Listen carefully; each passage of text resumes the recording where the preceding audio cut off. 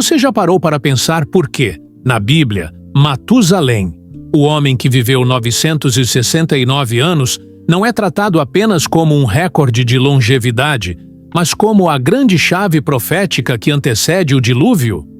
Se o próprio nome dele, em hebraico, carrega a mensagem "Quando ele morrer, virá o que virá". Por que essa profecia silenciosa passou tanto tempo despercebida? Imagine por um instante um mundo onde a maldade humana cresce escondida, enquanto um homem vive quase um milênio, carregando em si o aviso de um juízo divino prestes a se cumprir. Neste vídeo, vamos revelar os detalhes ocultos por trás dessa ligação extraordinária entre Matusalém e o dilúvio, uma conexão que poucos conhecem e que pode mudar a forma como você enxerga as narrativas bíblicas.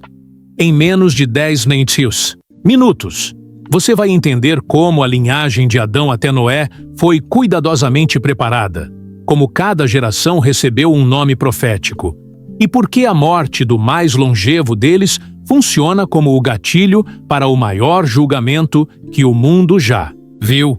Prepare-se para mergulhar em uma jornada que começa em Gênesis capítulo 5, quando Enoque, pai de Matusalém, recebe de Deus uma revelação sobre os tempos vindouros. Veremos como essa mensagem foi transmitida, através de um nome carregado de simbolismo, e como ele, silenciosamente, testemunhou o aumento da corrupção moral que levou ao arrependimento divino. E ainda mais, vamos trazer à tona as condições ambientais pré-diluvianas que permitiam essas vidas centenárias. Entender o que mudou no planeta e por quê. Mesmo em meio a tanta maldade, Deus preservou um fio de esperança na figura de Noé. Está pronto para descobrirmos juntos o segredo profético enterrado no nome de Matusalém e como ele se tornou a verdadeira chave oculta do dilúvio? Se sim, deixe seu like e se inscreva para não perder o próximo capítulo desta história. Surpreendente! O nome de Matusalém em hebraico revela uma profecia silenciosa. Seu significado pode ser entendido como "quando ele morrer, virá o que virá". Essa combinação de raízes, mat, quando morrerá, e shela, virá, será, enviado, não é um acaso linguístico, mas o resultado de uma escolha deliberada de Enoque, seu pai. Conhecido por andar com Deus, Enoque recebeu revelações sobre eventos futuros e, ao batizar o filho com esse nome, gravou em sua identidade o anúncio do juízo divino que se concretizaria com o dilúvio. Ao examinarmos a cronologia bíblica, percebemos que a morte de Matusalém ocorre no ano 1656, desde a criação, exatamente o ponto em que o dilúvio começa. Ele nasceu em 687 e viveu 969 anos, uma duração meticulosamente calculada para culminar no início do maior julgamento da história humana. Essa precisão numérica demonstra um controle soberano sobre as eras. Cada geração, cada vida, foi orquestrada para cumprir um propósito específico. No contexto da narrativa, toda vez que lemos a genealogia de Gênesis 5 e encontramos o nome de Matusalém, somos lembrados de que aquele patriarca não carrega apenas um legado de longevidade, mas um aviso profético embutido em seu próprio nome. A transmissão oral dessa linhagem, de Adão até Noé, foi projetada para manter viva a memória desse alerta. Enquanto o mundo ao redor se corrompia cada vez mais, o simples ato de mencionar Matusalém servia como um lembrete de que o tempo do juízo estava se aproximando. Visualizar essa profecia em ação pode ser poderoso. Imagine a imagem de uma ampulheta correndo por 969 anos apenas para, no instante de sua última partícula de areia, abrir-se o primeiro rasgo nas nuvens que trazem a chuva torrencial do dilúvio. Visualize ainda um gráfico que destaque o ano 1656, com a linha da vida de Matusalém terminando exatamente no ponto em que as águas começam a subir, reforçando a ideia de que Deus domina não apenas a história, mas cada segundo de sua criação. Em termos teológicos, esse nome pedido nos convida a refletir sobre como Deus pode usar até mesmo detalhes etimológicos para transmitir mensagens profundas. A vida de Matusalém, longe de ser um simples registro de longevidade, transformou-se em um testemunho profético, conectando a geração antediluviana ao maior evento de renovação e juízo que o mundo já conheceu. Antes do dilúvio, a Terra vivia sob condições radicalmente diferentes das que conhecemos hoje. Alguns estudiosos sugerem a existência de um domo de vapor cobrindo a atmosfera, que filtrava raios solares prejudiciais e mantinha temperaturas amenas em todo o planeta. Sem chuvas intensas, a umidade era constante e a vegetação prosperava sem as estações bem definidas que surgiram depois. Esse ambiente de alta umidade e baixa radiação ultravioleta pode ter sido crucial para a longevidade extraordinária de Matusalém e de outros patriarcas antediluvianos. A genealogia de Gênesis revela que Adão viveu 930 anos, Sete 912, Enos 905 e Matusalém 969. Esses números, longe de serem meros artifícios literários, refletem vidas centenárias possíveis, graças a um ecossistema altamente equilibrado. Imagine imensas florestas tropicais uniformes, rios largos e calmos, clima estável e sem tempestades violentas. Esses fatores criavam um habitat onde doenças virais e bacterianas, tão comuns hoje, encontravam pouca resistência para se proliferar. Mas a atmosfera densa de vapor protegia os organismos. À medida que as gerações avançavam, pequenas alterações climáticas começaram a ocorrer. A corrupção moral descrita em Gênesis 6 não foi apenas um fenômeno espiritual, mas acompanhada por desequilíbrios ambientais. O domo de vapor passou por rupturas, permitindo que mais radiação chegasse à superfície. Esse aumento gradual de estresse ambiental poderia explicar o início de processos degenerativos nos corpos humanos, diminuindo lentamente a longevidade após o dilúvio. No entanto, durante a vida de Matusalém, essas mudanças ainda eram sutis. Ele testemunhou um mundo exuberante, onde a água subterrânea emergia em fontes termais, rios permaneciam cristalinos e a abertura de solos raramente ocasionava rachaduras no permafrost. Animais gigantes e árvores de alturas impressionantes compunham a paisagem, mas o fator comum a toda a vida era esta atmosfera protetora. Artisticamente, podemos representar essa era com animações que mostrem uma cúpula translúcida cercando o planeta, banhando-o em uma luz difusa e prateada. Sobre essa cena, vegetação luxuriante, rios calmos e fauna abundante reforçam o contraste com o cenário posterior ao dilúvio. Um mapa climático animado destaca a uniformidade global de temperatura e umidade, seguida por falhas graduais no domo, simbolizando a deterioração progressiva das condições ideais.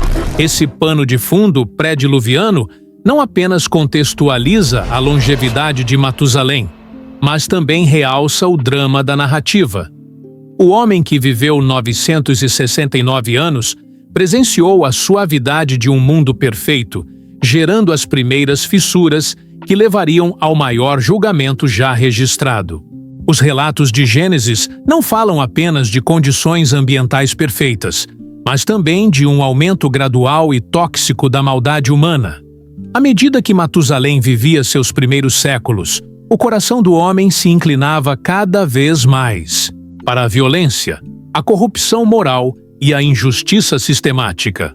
O texto sagrado afirma: "E viu o Senhor que a maldade do homem se multiplicara sobre a terra, e era continuamente má toda a imaginação dos pensamentos do seu coração." Gênesis 6:5. Esse versículo revela que o avanço da perdição não foi um choque repentino, mas um processo cumulativo, quase imperceptível no dia a dia das gerações antediluvianas. No início, pequenas transgressões sociais, disputas familiares, litígios sobre pastagens, idolatrias localizadas ganharam escala. Povoados inteiros passaram a adorar deuses falsos, celebrando ritos cruéis que afrontavam o caráter misericordioso de Deus. À medida que essas práticas se disseminavam, a violência física e moral tornava-se endêmica. Crianças eram sacrificadas. O poder se confiava a líderes inescrupulosos e a ganância corroía qualquer senso de comunidade. Matusalém, cujo nome anunciava o juízo, presenciou todo esse declínio, vivendo sob o peso de testemunhar de forma contínua o carrasco da depravação humana. Teólogos apontam que essa expansão do mal se correlaciona com a quebra de limites estabelecidos por Deus. A comunhão íntima com o Criador, perdida após Enoque, deixou espaço para alianças profanas. Os filhos de Deus, que tomaram as filhas dos homens, Gênesis 6, 2, geraram os Nefilins, poderosos varões de renome, simbolizando o cruzamento entre o divino e o corrupto. A Bíblia descreve esse contexto como tão nefasto que Deus arrependeu-se de haver feito o homem na terra. Gênesis 7:6, demonstrando a gravidade da degeneração. Visualmente, para transmitir o crescente de corrupção, podemos usar uma linha do tempo cromática que evolui do verde vibrante para tons escarlates e cinza escuro, ilustrando como a paisagem social se tornou mais sombria. Imagens de povos celebrando festins pagãos, intercaladas com cenas de injustiça e guerra, dienem como exemplos concretos do que era continuamente mal todo o desígnio do coração. Pequenos ícones animados, como espadas se erguendo, falsos altares e grilhões, impulsionam o espectador a perceber o avanço do mal. Essa escalada moral não ocorreu isolada. Ela preparou o terreno para o juízo divino. Assim como um riacho acumulando detritos até se tornar um rio impetuoso, a sociedade antediluviana acumulou ofensas ao ponto de estilhaçar qualquer esperança de reforma. Matusalém, vivendo quase um milênio, foi o grande observador desse processo, vendo famílias inteiras serem consumidas pela impunidade e pela tirania espiritual. O resultado desse estado de coisas é que quando Deus decidiu fazer desaparecer da face da terra o homem, Gênesis 6:7, não foi surpresa, mas sim o clímax inevitável de um ciclo de maldade que se desenrolou sob o olhar atento e profético de Matusalém. Deus deu a Noé instruções impressionantemente detalhadas para construir uma embarcação capaz de sobreviver ao dilúvio, usando o côvado, cerca de 45 cm, como unidade de medida.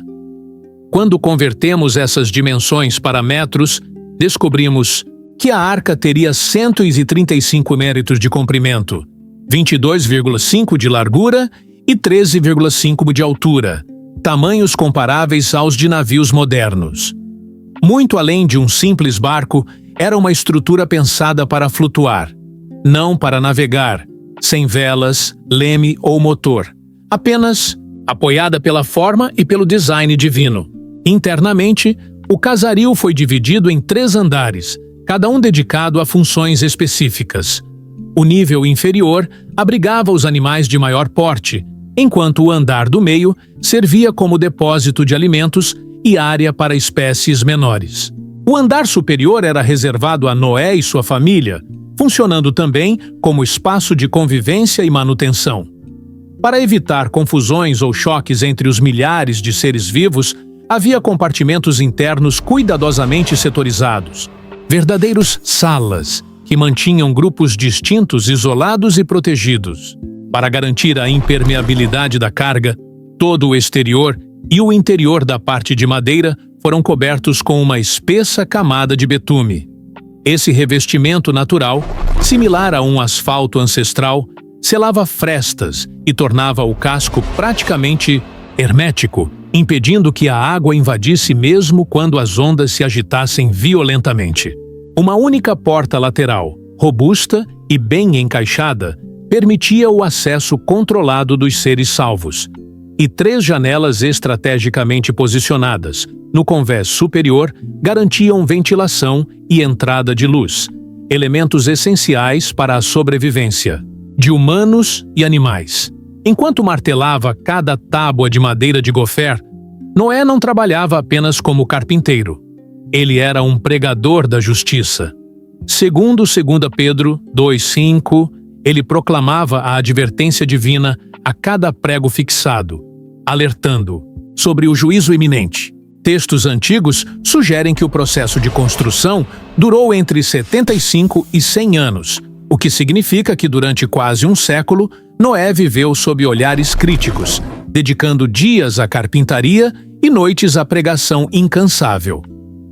Para ilustrar esse processo no vídeo, imagine uma maquete 3D mostrando o corte dos troncos, a montagem das tábuas e, em câmera lenta, a aplicação do betume, enquanto uma linha do tempo visual avança marcando décadas de esforço. O som constante de martelos e o cheiro figurado do betume criam uma atmosfera de trabalho árduo e urgência profética. Legendas rápidas podem responder a pequenas dúvidas, como por que 3 andares? Ou como o betume selava a água, garantindo que o público acompanhe cada detalhe sem perder o ritmo. Com a arca pronta, as tábuas marteladas e o betume aplicado, todos os preparativos culminaram em um gigante de madeira flutuante, pronto para obedecer à vontade divina. Na narrativa, isso estabelece o cenário perfeito para a morte de Matusalém e o início do dilúvio. Matusalém entrou para a eternidade exatamente no ano 1656, desde a criação, coincidindo ponto a ponto com o início das primeiras gotas do dilúvio. A profecia ligada ao seu nome, quando ele morrer, virá o que virá, foi cumprida de forma tão precisa que a tradição oral e os registros bíblicos convergem para essa exata marca temporal. Durante 969 anos, Matusalém viveu como o último elo vivo entre Adão e Noé, carregando uma mensagem profética a cada suspiro de vida. Quando suas forças se esgotaram e ele expirou o último fôlego, o mundo mal sabia que aquela partida silenciosa desencadearia a maior inundação já vista. A lógica numérica é irrefutável. Nas genealogias, cada patriarca é listado com a idade de morte, e Matusalém é o único cujo término coincide precisamente com o dilúvio. Esse alinhamento serve como testemunho de um controle divino sobre o relógio da humanidade. Enquanto Noé finalizava os últimos retoques na arca, Matusalém, cuja existência simbolizava o tempo contado, desaparecia, ativando o juízo pendente. A Bíblia se mantém intencionalmente discreta sobre a dinâmica exata de sua morte. Se ele adormeceu pacificamente ou foi tomado pelas próprias águas. Mas a sincronia entre o falecimento e o embate das águas não deixa dúvidas quanto ao propósito divino. Visualizar o momento exato em que Matusalém cai e, simultaneamente, a chuva começa a cair adiciona uma dimensão cinematográfica poderosa. Numa animação, sua silhueta poderia se apagar gradualmente enquanto gotas de chuva formam sulcos no solo seco, até romper um riacho e inundar a cena. Esse instante encapsula o cumprimento da profecia e marca o fim de uma era e o começo de outra. Ao cumprir-se a mensagem embutida no nome de Matusalém, Deus deixou claro que nem o menor detalhe, até mesmo o nome de um homem, escapa ao seu plano soberano. A morte de Matusalém não foi apenas o fim de um homem, mas o estopim para o julgamento universal, mostrando que o tempo de graça chegou ao fim e que a justiça divina se manifestaria de maneira irrevogável. Quando as comportas do céu se abriram e as fontes do grande abismo se romperam, a terra inteira foi coberta por águas devastadoras que subiram até 7 metros acima dos picos mais altos. A arca, estruturada e estanque, flutuou sobre o caos, preservando 8 vidas. Noé, sua esposa, seus 3 filhos e suas esposas, e milhares de animais de todas as espécies. Enquanto toda forma de vida terrestre desaparecia, o casarão de madeira girava serenamente em meio a um mar sem fim. Durante 40 dias e 40 noites, a chuva incessante transformou paisagens familiares em oceanos de destruição. Final desse período, as águas começaram a recuar. Deus fez soprar um vento sobre a terra, e as comportas dos céus se fecharam. A arca, finalmente, repousou sobre os montes de Ararat, onde permaneceu imobilizada por meses, enquanto as superfícies terrestres emergiam novamente. Para verificar a secura do solo, Noé enviou um corvo, que retornou sem encontrar pouso, e depois uma pomba, que trouxe de volta uma folha de oliveira, sinal de que a vegetação renascia. 7 dias depois, a pomba não voltou, indicando que o mundo estava pronto para ser habitado.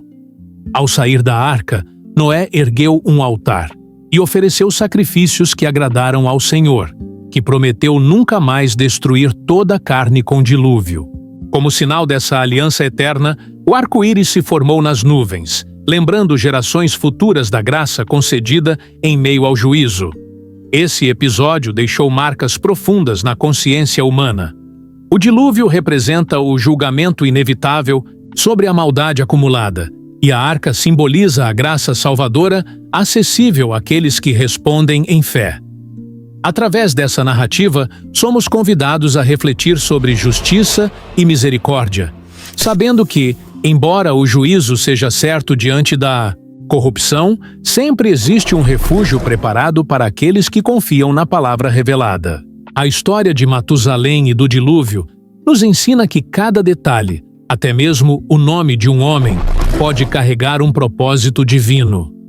Vimos como a cronologia foi meticulosamente calculada para que sua morte coincidisse com o início do juízo universal, confirmando que Deus governa não apenas eventos grandiosos, mas também a duração precisa de cada vida. Aprendemos sobre o ambiente perfeito que permitiu vidas centenárias, o acúmulo gradual da maldade humana e a urgência profética que impulsionou Noé a construir a arca. Ao testemunharmos a inundação global e a salvação de 8 vidas, percebemos o contraste entre juízo e graça.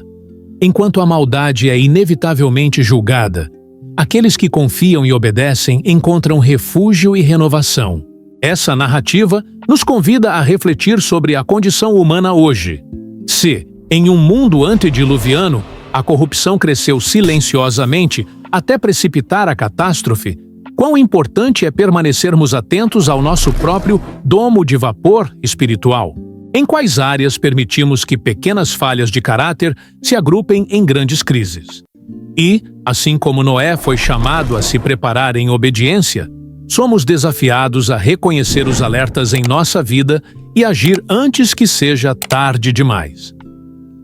Se você sentiu o peso dessa mensagem e quer continuar explorando como histórias antigas se traduzem em lições para nosso tempo, inscreva-se no canal e ative o sininho para não perder os próximos vídeos. Deixe nos comentários qual aspecto dessa história mais impactou você. O significado profético do nome de Matusalém, os detalhes da construção da arca ou as aplicações práticas para a nossa vida hoje. Curta o vídeo se achou valiosa. Essa conexão entre cronologia bíblica e propósito divino e compartilhe com alguém que precisa ouvir esse chamado para vigilância e fé. Sua participação fortalece nossa comunidade de curiosos que buscam sentido em narrativas milenares. Até o próximo vídeo, onde continuaremos a descobrir segredos surpreendentes escondidos nas páginas antigas da história.